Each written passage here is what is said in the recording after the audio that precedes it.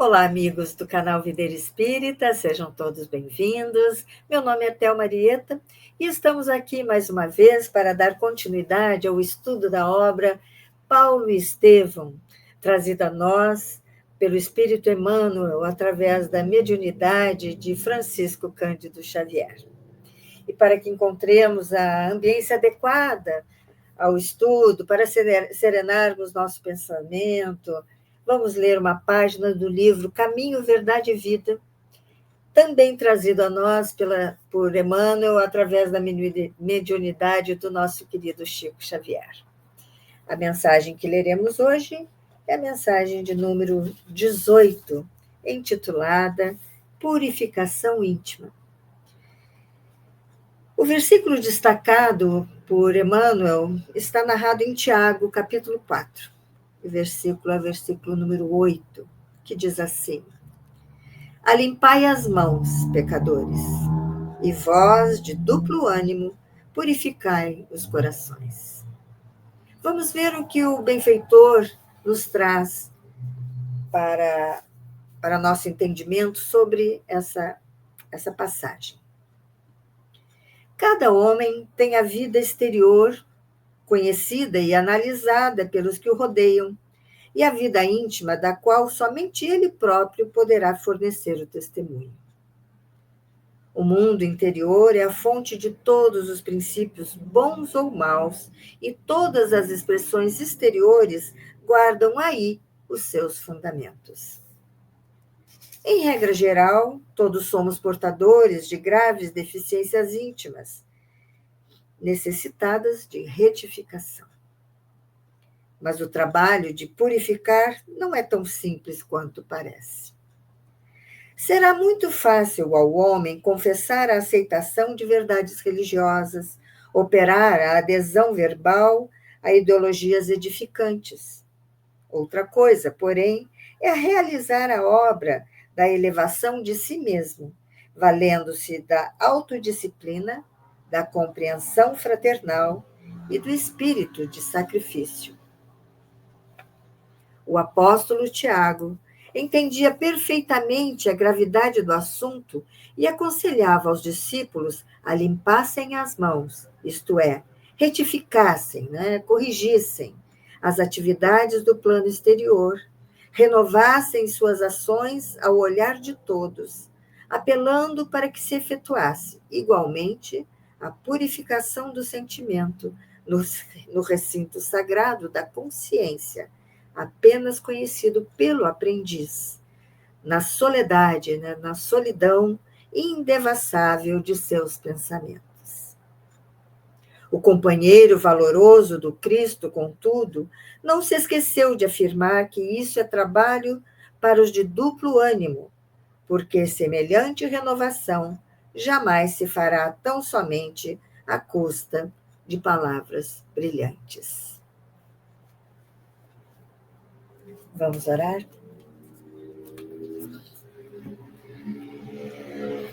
Amado Mestre Jesus, abrimos hoje, Senhor, mais uma vez a porta deste recinto em que estamos para nos dedicarmos ao estudo, mais uma vez, desta obra trazida pelo teu servo Emmanuel, Paulo Estevão. Tantas lições temos recebido e hoje, com certeza, receberemos muitas mais. Agradecemos, amado Mestre, a oportunidade de receber da espiritualidade tantos relatos, tantas histórias trazidas em detalhes para que possamos aprender, possamos compreender melhor, mais aprofundadamente o Evangelho. Obrigada, Senhor, por tua presença entre nós. Ser conosco hoje, agora e sempre, graças a Deus. Então, amigos, vamos retomar o nosso estudo, lembrando, fazer um pequenininho retrocesso do estudo anterior, para nos situarmos na história. Nós estávamos quando Saulo não atendeu aos conselhos de Ananias para que não fosse ao sinédrio se expor. Mas ele foi ao sinédrio de Damasco e encontrou Sadoc para falar sobre Jesus. E Sadoc ficou chocado, achou até de debochar, achou ridículo, né? Aquilo tudo que Saulo estava trazendo sobre a sua visão na entrada de Damasco. Mas ele faz questão de contar, de dividir a sua experiência com aqueles todos que estão presentes no sinédrio naquele dia. E Sadoc, então, assim permite, porque não tem como fazer com que ele não se exponha. Não é? E ele traz diante de todos ali a sua experiência. E esse encontro com Jesus e reconhecendo-o como o Messias. E ele enfrenta com isso a revolta de todos os presentes. E após essa tentativa de impor a eles todos a sua opinião, porque ele sempre foi bom nisso, né? Mas dessa vez ele tenta expor essa sua opinião em relação ao Nazareno, né? O Messias Nazareno. E eles o abandonam ali, ele fica só, e tem um momento em que ele senta e chora.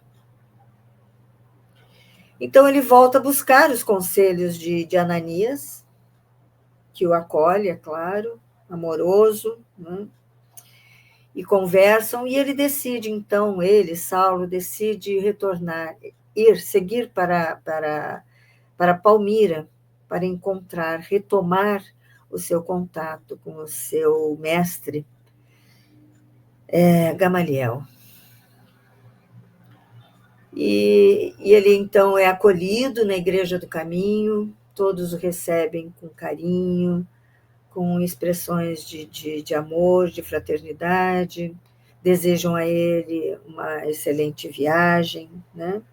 E nós terminamos o estudo nesse último parágrafo, né? Fizemos a pausa junto ao último parágrafo da página 206, para quem tem essa edição do romance. Né? E nós vamos seguir, então, o fim, né? Quando chega ao fim essa reunião na Igreja do Caminho, em que Saulo foi tão amorosamente acolhido. E Emmanuel continua para nós, narrando desta forma. Terminada a reunião, Saulo de Tarso tinha lágrimas nos olhos. Na Igreja do Caminho, em Jerusalém, os apóstolos galileus o trataram com especial deferência, atentos à sua posição social e política, senhor das regalias que as convenções do mundo lhe conferiam. Mas os cristãos de Damasco impressionaram-o mais vivamente, arrebataram-lhe a alma, conquistando-a para uma afeição imorredoura, com aquele gesto de confiança e carinho, tratando-o como irmão. Um a um, apertaram-lhe a mão com votos de feliz viagem. Alguns velhos, mais humildes, beijaram-lhe as mãos. Tais provas de afeto davam-lhe novas forças. Se os amigos do judaísmo lhe desprezavam a palavra, ansiosos e hostis, começava agora a encontrar no seu caminho os filhos do Calvário. Trabalharia por eles, consagraria o seu consolo às energias da mocidade. Pela primeira vez na vida, revelou interesse pelo sorriso das criancinhas. Como se desejasse retribuir as demonstrações de carinho recebidas, tomou nos braços um menino doente. Diante da pobre mãe sorridente e agradecida, fez-lhe festas, acariciou-lhe os cabelos desajeitadamente. Entre os acúlios, né, entre os espinhos agressivos de sua alma apaixonada, começavam a desabrochar as flores de ternura e gratidão. Então, a constante transformação de Saulo. Ele está em plena transformação. A cada momento, a cada instante, é algo em sua personalidade, no seu jeito de ser, que se modifica. Ananias estava satisfeito. Junto dos irmãos de mais confiança, acompanhou o neófito, o recém-convertido, até a pensão de Judas. Aquele modesto grupo desconhecido percorreu as ruas banhadas de luar, estreitamente unido e reconfortando-se em comentários cristãos. Saulo admirava-se de haver encontrado tão depressa aquela chave de harmonia que lhe proporcionava segura confiança em todos. Teve a impressão de que nas genuínas comunidades do Cristo, a amizade era diferente de tudo que lhe dava expressão no agrupamento nos agrupamentos mundanos. Na diversidade das lutas sociais, o traço dominante das relações cifrava-se agora, resumia-se agora, a seus olhos, nas vantagens do interesse individual. Ao passo que, na unidade de esforços da tarefa do mestre, havia um cunho divino de confiança, como se os compromissos tivessem o ascendente divino, original. Todos falavam como nascidos no mesmo lar. Se expunham uma ideia digna de maior ponderação, faziam-no com serenidade e geral compreensão do dever. Se versavam, se estudavam assuntos leves e simples, os comentários timbravam franca e confortadora alegria. Em nenhum deles notava preocupação de parecer menos sincero na defesa dos seus pontos de vista, mas, ao invés, lhaneza, simplicidade de trato, sem laivos de hipocrisia.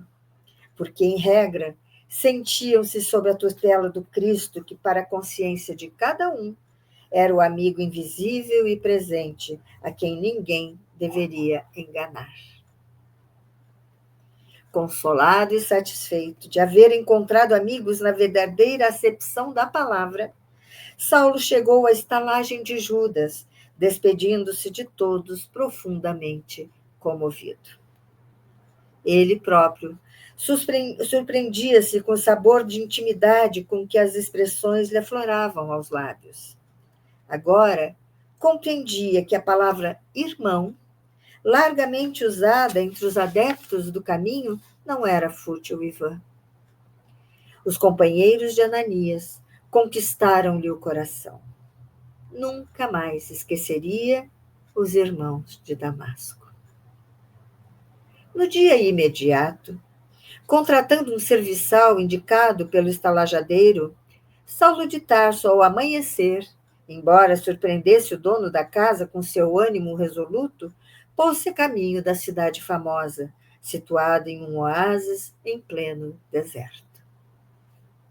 Nas primeiras horas da manhã, saíam das portas de Damasco 2 homens modestamente trajados, à frente de pequeno camelo carregado das necessárias provisões. Então, podemos ver que Saulo aqui mudou, inclusive, seu modo de vestir. Foi uma mudança imediata. Saulo fizera questão de partir assim, a pé, de modo a iniciar a vida com rigores que lhe seriam sumamente benéficos mais tarde. Essa era uma característica dele. Ele levava tudo na ponta do laço. Era pão, pão, queijo, queijo, como podemos dizer. Era para fazer? Era para começar? Então vamos começar de verdade. Já começou ali, não voltou a Jerusalém, já tratou de ver as coisas começarem a acontecer ainda em Damasco, partiu com destino a Palmira, já vestindo roupas diferentes, uma roupagem simples, e seguiu a pé com uma pessoa para lhe acompanhar e um camelo com as provisões. Desculpe.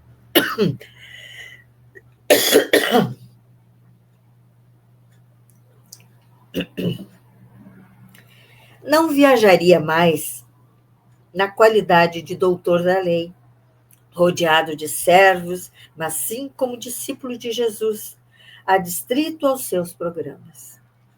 Por esse motivo, considerou preferível viajar como beduíno, para aprender a contar sempre, né, beduínos, os homens do deserto, né, aqueles homens que andam sempre pelo deserto, para aprender a contar sempre com as próprias forças. Sobre o calor calcinante do dia, sobre as bênçãos refrigeradoras do crepúsculo, seu pensamento estava fixo naquele que o chamara do mundo para uma vida nova. As noites do deserto, quando o luar enche de sonho a desolação da paisagem morta, são tocadas de misteriosa beleza. Sobre as frondes, sobre os ramos de alguma tamareira solitária, o convertido de Damasco aproveitava o silêncio para profundas meditações.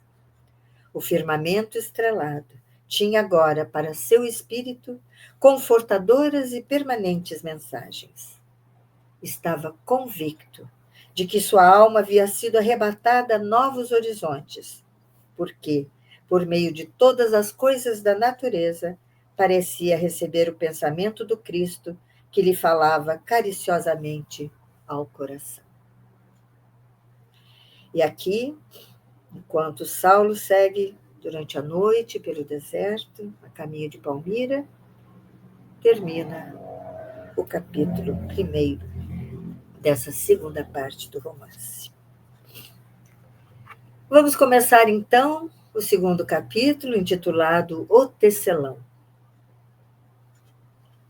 Apesar de acostumados ao espetáculo permanente da chegada de estrangeiros à cidade, dada sua privilegiada situação no deserto, os transeuntes de Palmira notaram, com profundo interesse, a passagem daquele beduíno, seguido de humilde serviçal, a puxar um mísero camelo arquejante, ofegante de cansaço. Sem dúvida, reconheceram-lhe o perfil de judeu nos traços característicos do rosto, na energia serena que lhe transparecia do olhar. Saulo, por sua vez, transitava com ar indiferente, como se convivesse naquele cenário de há muito tempo. Ciente de que o irmão do antigo mestre era ali negociante dos mais conhecidos e abastados, não teve dificuldade em obter informações de um compatrício que lhe indicou a residência. Acomodando-se em uma estalagem comum para refazer-se das fadigas da viagem, consultou a bolsa para regular o seu programa.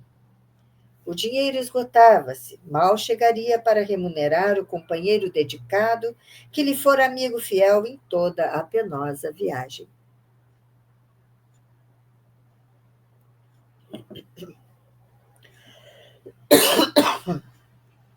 Depois de informado do quantum a pagar, verificando a insuficiência dos recursos, falou-lhe com humildade.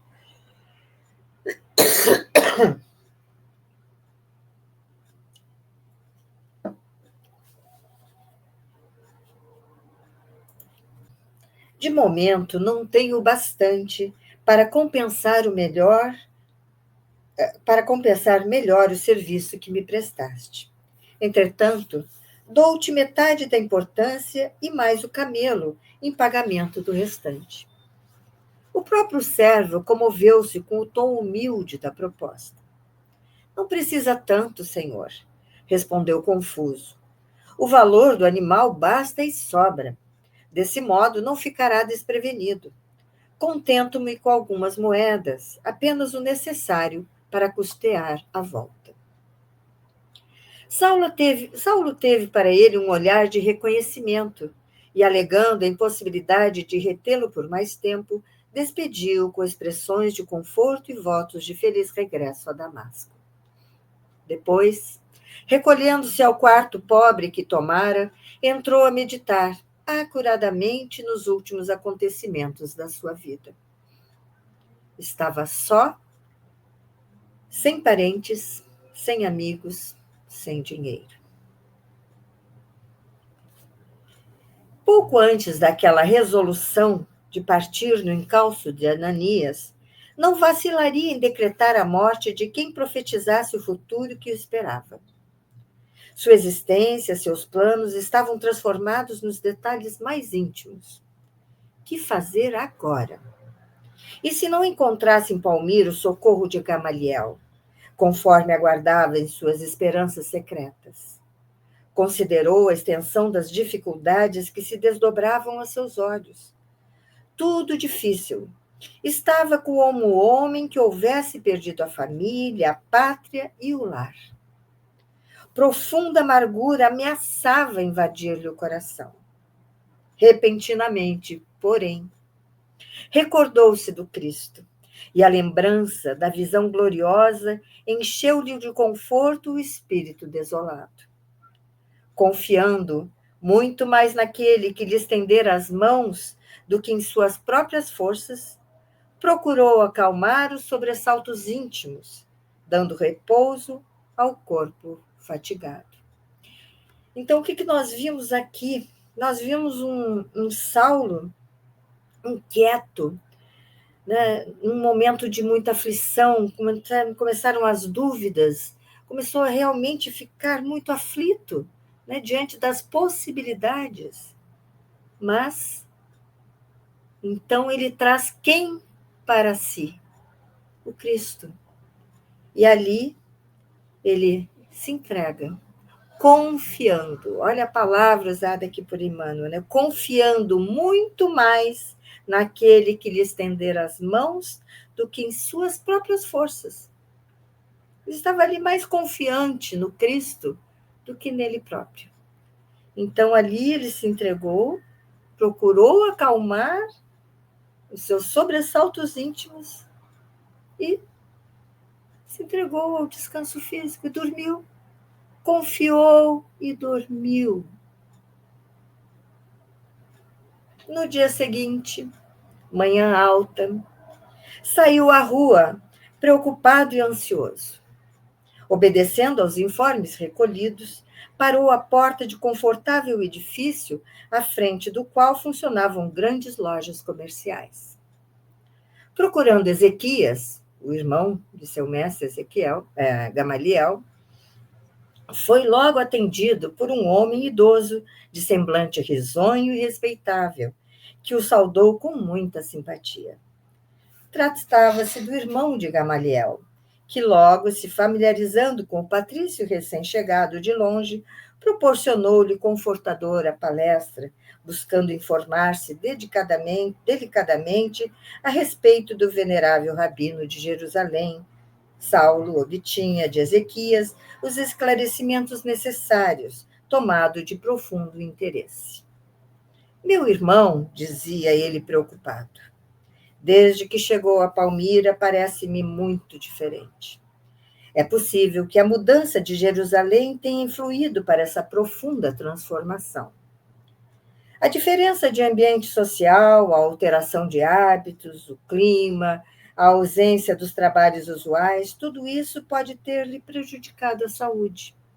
Como assim? Perguntou o moço sem dissimular a estranheza. Passa dias e dias em uma cabana abandonada que possuo, à sombra de algumas tamareiras, em um dos muitos oásis que nos rodeiam. E isso, veja, tão só para ler e meditar um manuscrito sem importância, que não consegui compreender. É claro que nós estamos aqui sendo levados ao manuscrito, né, de Mateus, né? E ele chama isso de sem importância, mas vamos lembrar, ele mesmo aqui diz que não conseguiu compreendê-lo, né? Além disso, parece-me completamente desinteressado de nossas práticas religiosas. Vive como que alheio ao mundo. Fala em visões do céu, refere-se constantemente a um carpinteiro que se transformou em Messias do povo e alimentava-se de coisas imaginárias, de sonhos irreais. Às vezes, é com profundo pesar que lhe observa a decadência mental. Minha mulher, porém, tudo atribui à idade avançada E eu quero crer seja antes, ou pelo menos em grande parte, devido à intensidade do estudo das meditações prolongadas. Então, a esposa acredita que é a idade que chegou, né? Mas ele acha que essa dedicação, essas leituras, essas meditações também tenham lhe transformado desta maneira. Ezequias fez uma pausa enquanto Saulo fixou nele o olhar percussiente e significativo, no olhar perspicaz, né? Compreendendo a condição do velho mestre. A uma nova observação do moço tarcense, continuava o outro loquaz, né? Falador, muito falante. Né? No seio da família, Gamaliel é tratado como se for o nosso pai. Aliás, devo meu início de vida às suas imensas dedicações fraternais.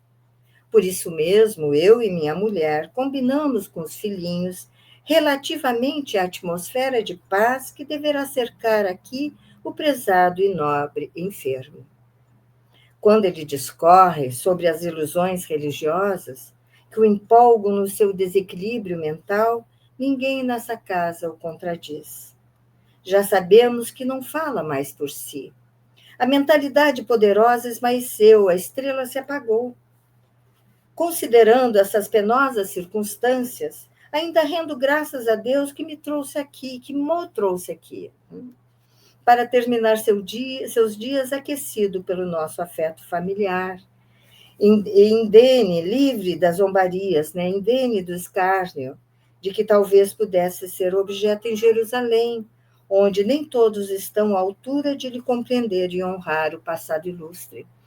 Quer dizer, mesmo não compreendendo, né, aquilo tudo que Gamaliel se dedicava, então, né, às suas transformações íntimas, ele e a família protegiam Gamaliel, por ele ser o mais velho. Né?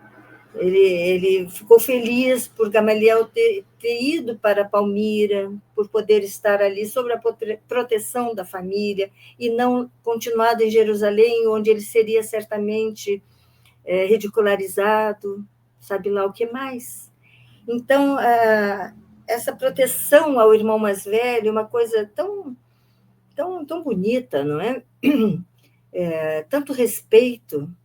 Deixa ele dizer as coisas que quer, ok? Não vamos nos bater, nos desentender por causa disso. Deixa. Está mal da cabeça, é idoso, está velhinho. E assim ele vivia em paz. Gamaliel pôde viver em paz. Não é? E continua a narrativa. Mas a cidade sempre venerou nele um mestre inesquecível, ajuntou o rapaz, né, Saulo, como se quisesse defender seus próprios sentimentos de amizade e admiração. Sim, esclareceu o negociante convicto. Um homem do seu nível intelectual estaria preparado a entender tudo, mas os outros. O Senhor não ignora, naturalmente, a perseguição implacável movida pelas autoridades do Sinédrio e do Templo contra os simpatizantes do famoso carpinteiro Nazareno. Palmira teve notícias dos fatos por intermédio de inúmeros patrícios pobres que deixaram Jerusalém à pressa, ameaçados de prisão e morte. Ele está falando isso para o mandante, sem saber, né? Ora, foi justamente com a personalidade desse homem que Gamaliel deu as primeiras demonstrações de fraqueza mental. Se estivesse por lá, que seria da sua velhice desamparada? Naturalmente, muitos amigos, como o senhor, estariam apostos para a defesa, mas o caso podia tomar aspectos mais graves, surgirem inimigos políticos reclamando medidas ingratas. E de nossa parte, nada poderíamos tentar para restabelecer a situação, porque, na verdade, a sua loucura é pacífica, quase imperceptível, e de maneira alguma conseguiríamos suportar sua apologia ao acelerado que o Sinédrio mandou à cruz dos ladrões. Imaginem, se referiu a Jesus, né? como um fascínoro, um perverso, né? Um acelerado. Então, que era quase imperceptível. E essa maneira, de maneira alguma, eles, né, os parentes, conseguiriam seu enaltecimento, compreender, né, suportar esse enaltecimento que ele fazia a este fascínoro, a esse perverso, que o Sinédrio mandou à cruz, entre ladrões. Saulo sentia extremo mal-estar ouvindo aquelas observações, agora tão injustas e superficiais a seu ver. Compreendia a delicadeza do momento e a natureza dos recursos psicológicos a empregar, para não se comprometer, agravando ainda mais a posição do mestre ilustre. Então, ele aqui, pelo menos, agora ele já não está mais naquela ânsia de falar da sua experiência, né? Ele percebeu já que ele precisa se manter sereno, ficar calado, né? Para não comprometer, inclusive, o seu mestre Gamaliel. Desejando imprimir novo rumo à conversa, perguntou com serenidade: e os médicos? Qual a opinião dos entendidos? No último exame a que se submeteu por insistência nossa, descobriram que o estimado doente, além de perturbado, padece de singular asternia orgânica, que lhe vai consumindo as últimas forças vitais. E nós temos uma nota de rodapé em relação a essa expressão, astenia orgânica, nos trazendo que é a perda ou diminuição da força física. Saulo fez ainda algumas observações, contristado, né, triste, e depois de reconsiderar as primeiras impressões relativamente à amável hospitalidade de Ezequias, auxiliado por um pequeno servo da casa, demandou o local onde o antigo mentor o recebeu com surpresa e alegria. O ex-discípulo notou que Gamaliel, com efeito, apresentava sintomas de profundo abatimento. Foi com infinito júbilo que o apertou afetuosamente nos braços, osculando-lhe amoroso aos mãos encarquilhadas e trêmulas. Seus cabelos pareciam mais brancos. A epiderme, sulcada de rugas veneráveis, dava impressão do alabastro, uma palidez indefinível. Esse alabastro é uma pedra natural translúcida. Então, era aquela palidez, indefinível. Não tinha outra forma de descrever a sua palidez. Falaram longamente das saudades, dos sucessos de Jerusalém, dos amigos distantes. Depois dos preâmbulos afetuosos, né, depois dessas primeiras palavras, o moço tarcense relatou ao mestre venerando as graças recolhidas às portas de Damasco. A voz de Saulo tinha a inflexão vibrante da paixão e da sinceridade que costumava imprimir as emoções próprias. O velhinho, ouvindo-lhe a narrativa com indizível espanto, ele só podia estar espantado, ouvindo da boca de Saulo de Tarso aquela história, contada com tanta emoção. Nos olhos vivos e serenos, brotavam, né, rorejavam lágrimas de emoção, que não chegavam a cair. Aquela prova enchia-o de profundo consolo. Não havia aceitado em vão aquele Cristo sábio e amoroso, incompreendido dos colegas. Ao término da exposição, Saulo de Tarso tinha o olhar velado em pranto. O bondoso ancião o abraçou comovidamente, atraindo-o ao coração. Saulo, meu filho, disse exultante, bem sabia que me não enganava a respeito do Salvador, que tão profundamente me falou a velhice exausta, por intermédio da luz espiritual do seu evangelho de redenção. Jesus dignou-se a estender as mãos amorosas ao teu espírito dedicado. A visão de Damasco bastará para a consagração de tua existência inteira ao amor do Messias. É verdade que muito trabalhaste pela lei de Moisés, sem hesitar na adoção de medidas extremas na sua defesa. Entretanto, é chegado o momento de trabalhares por quem é maior que Moisés. Nós estamos aqui vendo a conversa entre judeus. Dois judeus que estudaram as Escrituras, que veneravam Moisés, que esperavam pela chegada do Messias e que agora viam na figura do Nazareno crucificado alguém maior que Moisés. Sinto-me, porém, grandemente desorientado e confundido, murmurou o jovem de Tarso, cheio de confiança. Ele podia falar o que quisesse para Gamaliel.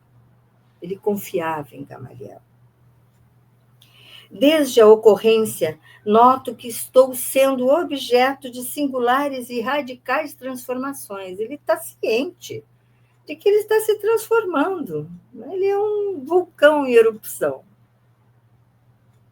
Obediente ao meu feitio absolutamente sincero, quis começar meu esforço pelo Cristo em Damasco. E, no entanto, recebi dos nossos amigos dali as maiores manifestações de desprezo e ridículo, que muitos me fizeram sofrer. Por quê? Porque o taxaram ou de louco, doente ou desertor. Não é? Repentinamente, vi-me sem companheiros, sem ninguém. Alguns componentes da reunião do caminho consolaram minha alma abatida com as suas expressões de fraternidade, mas não foram bastantes para ressarcir as amargas desilusões experimentadas. O próprio Sadoc, que na infância foi protegido de meu pai, foi pupilo de meu pai, cobriu-me de recriminações e zombarias. Ele era praticamente o seu irmão, não é? Desejei voltar a Jerusalém, mas pelo quadro da sinagoga de Damasco compreendi o que me esperava em grande escala, junto às autoridades do Sinédrio e do templo. Ele imaginou como seria, se em Damasco foi daquela forma, imagina como seria no templo, no Sinédrio de Jerusalém. Ele sentiu isso. Naturalmente, a profissão de rabino não me poderá interessar o espírito sincero, porque, de outro modo, seria mentir a mim mesmo. Sem trabalho, sem dinheiro, acho-me em um labirinto de questões insolúveis, sem o auxílio de um coração mais experiente que o meu. Resolvi, então, demandar o deserto e procurar-vos para o socorro necessário. Ele lembrou da última vez que esteve com Gamaliel, em que Gamaliel confessou-lhe a conversão. E concluindo a rogativa, com os olhos súplices, revelando as ansiedades tormentosas que lhe povoavam a alma, exclamou: Mestre amado, sempre enxergastes as soluções do bem, nas quais minha imperfeição não devassava senão sombras amargurosas. Amparai meu coração mergulhado em dolorosos pesadelos. Preciso servir aquele que se dignou arrancar-me das trevas do mal. Não posso dispensar vosso auxílio nesse transe difícil de minha vida. Essas palavras eram ditas com inflexão profundamente comovedora.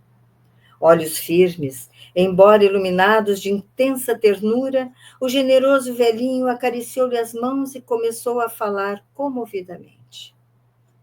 Examinemos tuas dúvidas de maneira particular, a fim de estudarmos uma solução adequada a todos os problemas, à luz dos ensinamentos que hoje nos iluminam.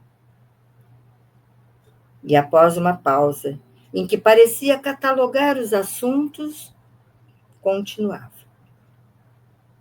Falas do desprezo experimentado na sinagoga de Damasco, mas os exemplos são claros e convincentes. Também eu, atualmente, sou considerado como louco pacífico no ambiente dos meus. Em Jerusalém, viste Simão Pedro vilipendiado por amar os pobres de Deus e dar-lhes acolhida. Viste Estevão morrer sob pedradas. E que mais?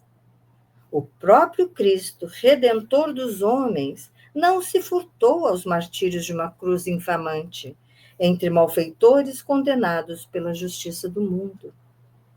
A lição do Mestre é grande demais para que seus discípulos estejam à espera de dominações políticas ou de altas expressões financeiras em seu nome.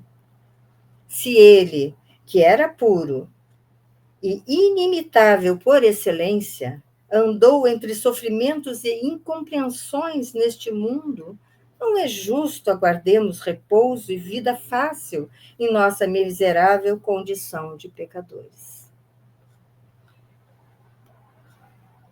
O mestre, aqui, Gamaliel, ele trouxe ao seu pupilo as verdades, sem em momento algum apontar o dedo para ele. Trouxe exemplos, trouxe à tona as coisas que Saulo presenciou. Saulo viu Simão Pedro sendo amoroso, né, com os pobres, mas sendo vilipendiado justamente por se dedicar a esses pobres. Ele viu Estevão morrer apedrejado e sabe da história do Cristo, que foi crucificado entre aqueles que foram julgados pelos homens, entre os ladrões.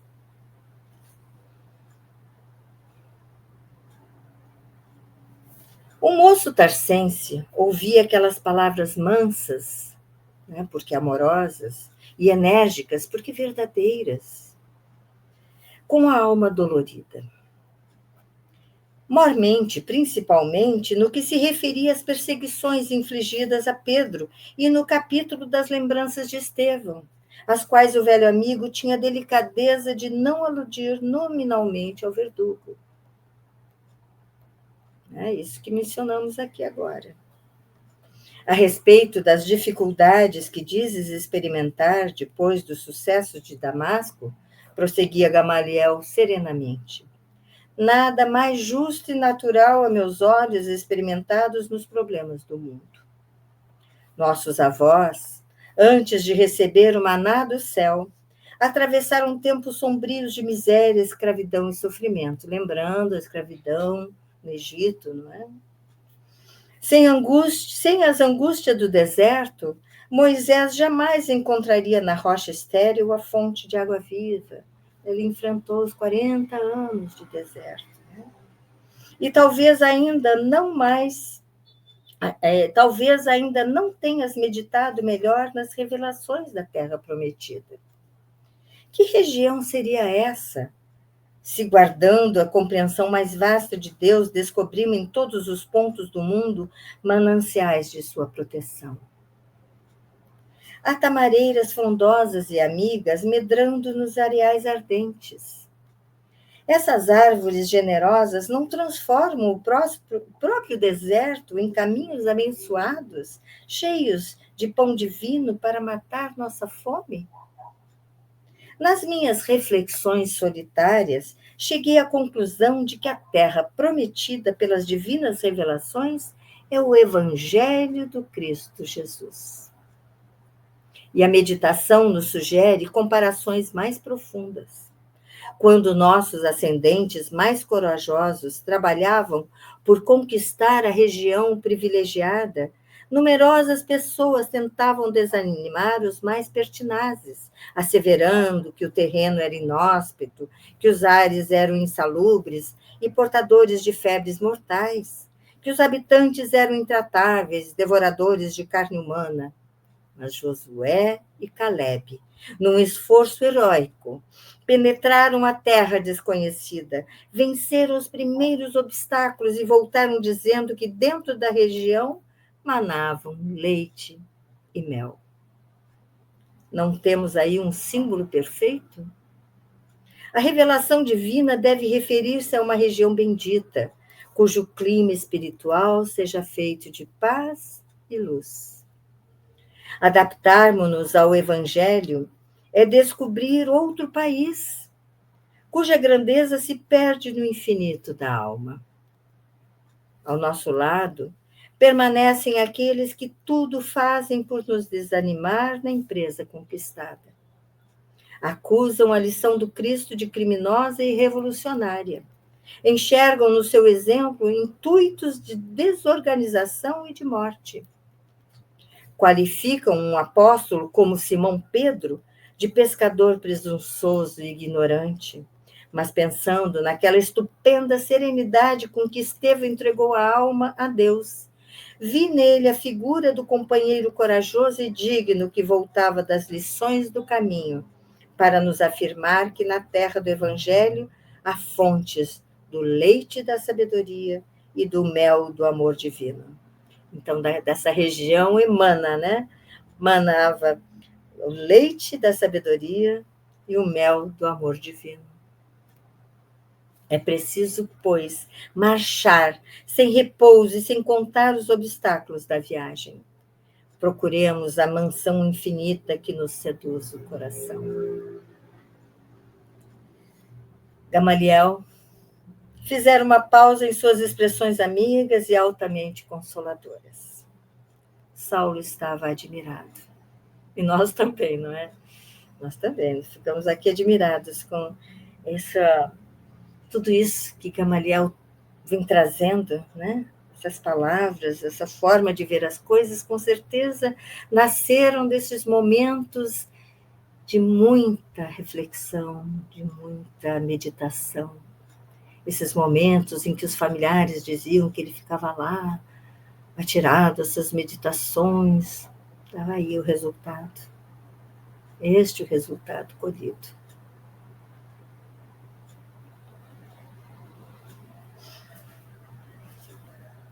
Aquelas comparações tão simples, aquelas deduções preciosas do estudo da antiga lei com relação a Jesus deixavam-no perplexo. A sabedoria do ancião renovava-lhe as forças. Alegas tua estranheza, continuava o venerando amigo, enquanto o jovem fixava com interesse crescente. Com a mudança de profissão e a falta de dinheiro para as necessidades mais imediatas. Entretanto, Saulo, basta meditar um pouco na realidade dos fatos, para que vejas claramente. Um velho como eu está na situação de Moisés, contemplando a terra prometida sem poder alcançá-la. Mas quanto a ti, é preciso convir que estás ainda muito moço. Então, para ele, Gamaliel, todo esse conhecimento, ele se iguala a Moisés, ele se vê como Moisés, vendo ao fundo a terra prometida, sem forças para chegar até ela.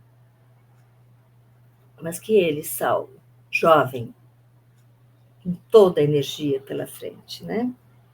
Ele pode fazer o quê? Diz ele aqui.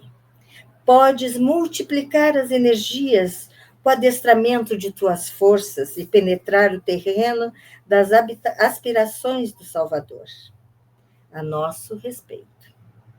Para isso, é indispensável simplificar a vida, recomeçar a luta. Então, para ele, multiplicar as energias, é indispensável simplificar a vida. Para isso, é indispensável simplificar a vida, recomeçar a luta. Josué, né, o profeta, não poderia ter vencido os óbices, né, os obstáculos do caminho, tão só com a leitura dos textos sagrados, ou com os favores dos quantos o estimavam. Tipo, Saulo, as coisas mudaram, tudo mudou. É o que Gamaliel está dizendo a ele. Não és mais doutor da lei. As coisas agora estão diferentes, você precisa trabalhar usar as tuas energias em prol de tudo isso que o Salvador, que o Messias está colocando em teu caminho, né?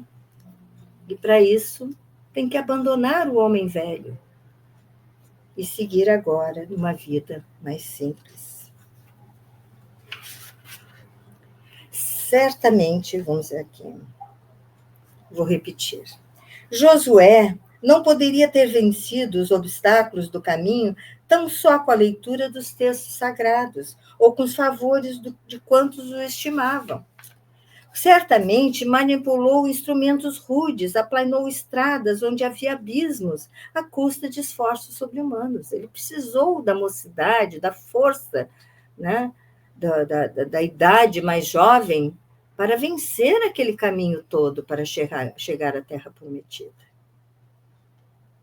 E que me aconselhais nesse sentido? Interrogava o rapaz com profunda atenção, enquanto o velho mestre fazia longa pausa. Quero dizer que conheço teu pai bem como sua situação de abastança. Naturalmente, nas suas expressões de afeto, não se negaria a te prestar todo o auxílio nesta emergência, mas teu pai é humano e pode ser chamado amanhã à vida espiritual. Seu amparo, portanto, seria valioso, mas não deixaria de ser precário. Se não cooperares com teu esforço próprio na solução dos teus problemas. Você tem que trabalhar. Não adianta receber o dinheiro de teu pai, a ajuda financeira dele. É o teu trabalho que vai fazer a diferença. E vives uma fase em que todo o trabalho enérgico se faz indispensável. Examinada a questão de família, então agora vamos por partes, né? Examinada a questão de família, vejamos tua condição profissional. Até agora, foste rabino da lei, preocupado com os erros alheios, com as discussões da casuística, né, um estudo minucioso dos casos de consciência, ficava lá com seus companheiros discutindo minuciosamente as questões alheias, não é? Com a situação de evidência entre os outros doutores. Ganhavas dinheiro na vigilância dos outros, cuidando da vida dos outros. Era como recebias o teu dinheiro. Mas Deus te chamou à verificação dos teus próprios desvios, como chamou a mim mesmo. Então, é necessário recomeçar a tarefa como o homem que procurava inutilmente o ouro no lugar onde ele não existia. O problema é de trabalho, de esforço pessoal. O moço de Tarso demorou o olhar úmido de emoção no velho generoso e exclamou: sim, agora compreendo. Que aprendeste na infância antes da posição conquistada? Perguntou o ancião previdente. Consoante os costumes da nossa raça, meu pai mandou-me aprender o ofício de tecelão, como sabeis. Vamos ver aqui, não é, que para os hebreus, era aquela época, o pai tinha que dar uma profissão ao filho. Fazia parte da educação, era importante, muito importante. E ele, quando criança, aprender um ofício. E o pai de Saulo o ensinou a tecelagem. Então, ele tinha como profissão da infância ser tecelão. Não podias receber das mãos paternas dádiva mais generosa, acrescentou Gamaliel com um sorriso sereno. Teu pai foi previdente, como todos os chefes de família do povo de Deus, procurando afeiçoar tuas mãos ao trabalho antes que o cérebro se povoasse de muitas ideias. Está escrito que devemos comer o pão com o suor do rosto. O trabalho é o movimento sagrado da vida. Fazendo um intervalo, como que procurando refletir mais profundamente, o velho mentor da mocidade farisaica voltou a dizer: foste humilde tecelão antes de conquistares os títulos honoríficos de Jerusalém. Agora, que te candidatas a servir ao Messias na Jerusalém da humanidade, é bom que voltes a ser modesto tecelão. As tarefas apagadas são grandes mestras do espírito de submissão. Não te sintas humilhado, regressando ao tear que nos surge, presentemente, qual amigo generoso. Estás sem dinheiro, sem recursos materiais. À primeira vista, considerando tua situação de realce no mundo, seria justo recorrer a parentes ou amigos, mas não estás doente, nem envelhecido. Tens a saúde e a força. Não será mais nobre convertê-las em elemento de socorro a ti mesmo? Para que buscar ajuda, alhures? Você tem tudo aquilo que necessita para seguir, para que te ajudes, né? Tens saúde e força, tens a juventude nas mãos e uma profissão. Todo trabalho honesto está selado com a bênção de Deus.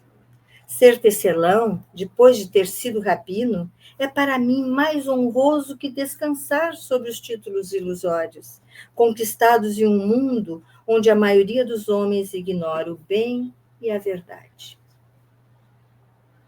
É nobre. Tua profissão é nobre. Saulo compreendeu a grandeza dos conceitos e, tomando-lhe a mão, beijou-a com profundo respeito, murmurando: não esperava de vós, senão esta fraqueza e esta franqueza e esta sinceridade que iluminam o meu espírito. Aprenderei de novo o caminho da vida, encontrarei no ruído do tear os estímulos brandos e amigos do trabalho santificante. Conviverei com os mais desfavorecidos da sorte, penetrarei mais intimamente nas suas amarguras de cada dia. Em contato com as dores alheias, hei de saber dominar meus próprios impulsos inferiores, tornando-me mais paciente e mais humano. Tomado de grande alegria, o sábio velhinho acariciou-lhe os cabelos, exclamando emocionado: Deus abençoará as tuas esperanças. E aqui, amigos queridos, faremos a pausa no nosso estudo, deixando a continuidade deste encontro abençoado para o nosso próximo encontro, nosso próximo estudo. Vamos orar?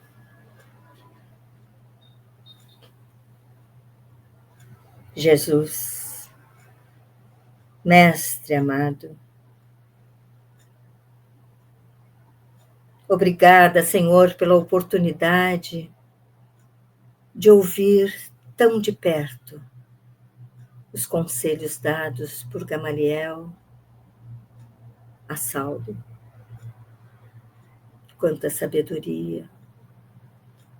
Ele que mergulhou no Evangelho, nos papiros de Mateus,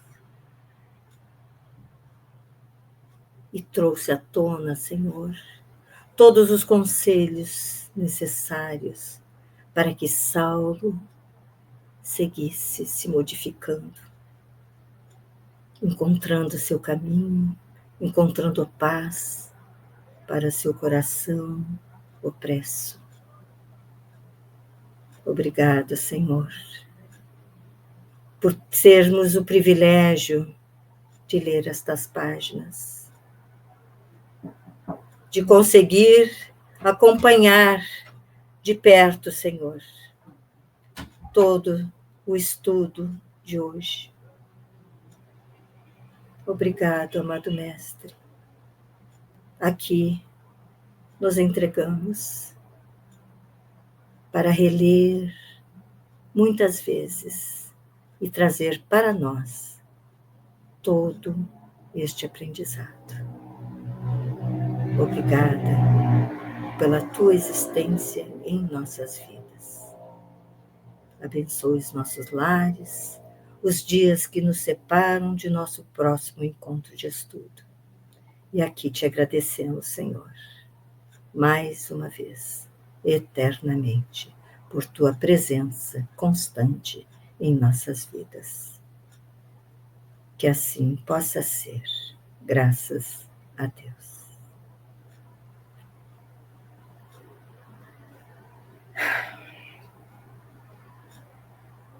Então, amigos queridos,